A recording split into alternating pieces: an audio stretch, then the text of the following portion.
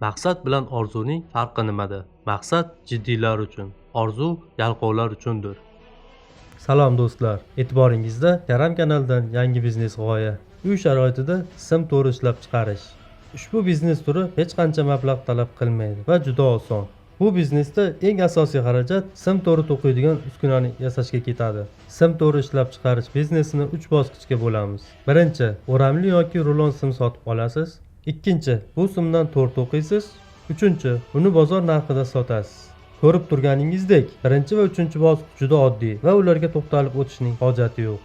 Chunki bozordan sim sotib olish va tayyor mahsulotni qaytib bozorda sotish hammaning ham qo'lidan kelishi tabiiy. Bu biznesni boshlash uchun asosiy ish bu sim to'rini to'qiydigan uskunani yasash. Uni qanday yasashni har doimgidek sizning o'rningizga topib, tavsifga joylab qo'ydik. Video lavhani shu joyda to'xtatsak ham bo'ladi. Lekin shunday qilsak, bu biznes turiga bag'ishlangan video lavhamiz o'z ma'nosini yo'qotadi. Shuning uchun to'r to'qiydigan uskunani yasash jarayoniga batafsil to'xtalamiz. Shunday qilib, to'r to'qiydigan uskunani qanday qilib yasash mumkin? Sim to'ri prujinalar zanjiridan tashkil topadi. Bir qator avval prujinaga o'xshash simni bukib olasiz va ikkinchi qatorni u bilan zanjirga o'xshab o'zaro biriktirasiz. Ushbu uskunani yasashni siz oddiy 55 mm lik turbadan boshlaysiz.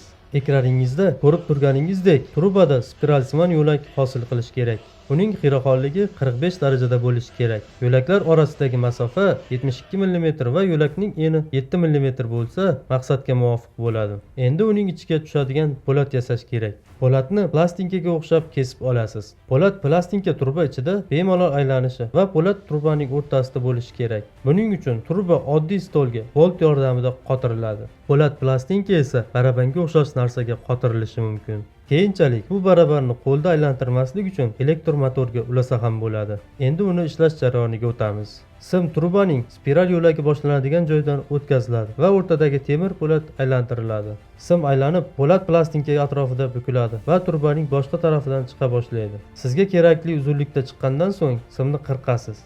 Bu keyingi qator chiqqanda o'z-o'zidan birinchi qatorga to'qilishi uchun kerak bo'ladi. Jarayon shu tarzda davom etaveradi. Ushbu uskunani yasash uchun 3D chizma kerak bo'lmaydi.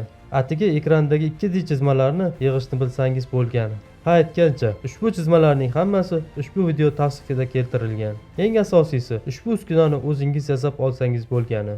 Qolgan ishlar unchalik qiyin emas. Endi ozgina hisob-kitobga to'xtalib o'tamiz. 2 metr balandlikdagi, uzunligi 10 metr bo'lgan o'ramdagi simli to'r 100 ming so'm atrofida turadi. 1 kilo ruxlangan sim 7 ming so'm atrofida. Bir o'ram sim to'rga 65 ming so'mlik sim ketadi. Bu har bir o'ram sim to'ridan 35 ming so'm foyda qoladi degani. Boshida tajriba yetishmay, sekin ishlagan taqdiringizda ham 1 soatda bitta o'ram sim to'r to'qiy olasiz. Bu bir kunda 8 ta, bir oyda esa 200 ta o'ram degani. Shu bilan siz hamma xarajatlardan tashqari bir oyda 7 million so'm topishingiz mumkin. Eng qizig'i, bir kunda 8 soat, bir oyda 25 kun ishlaganda ham shunday foyda topish mumkin. Agar siz ikkita ishchi olib, ularga 1 million so'mdan oylik berib, 2 smenli ish tashkil qilsangiz, o'zingiz bemalol ertadan kechgacha ushbu sim to'rlarga xaridor topish va ularni sotish bilan shug'ullansangiz bo'ladi. Natijada o'zingiz kam mehnat sarflab, oyiga 5 million so'mlik daromadga ega bo'lasiz.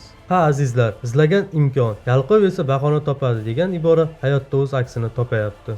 Agar sizga ushbu biznes turi yoqqan bo'lsa, kanalimizga obuna bo'ling va menga yoqdi tugmasini bosing. Ha aytgancha, siz bizga o'z orzuyimizga yetishimizga yordam berishingiz mumkin. Buning uchun reklama roligini to'liq tomosha qiling va reklama ustiga bosing. Unda reklama qilinayotgan mahsulot manziliga kirasiz.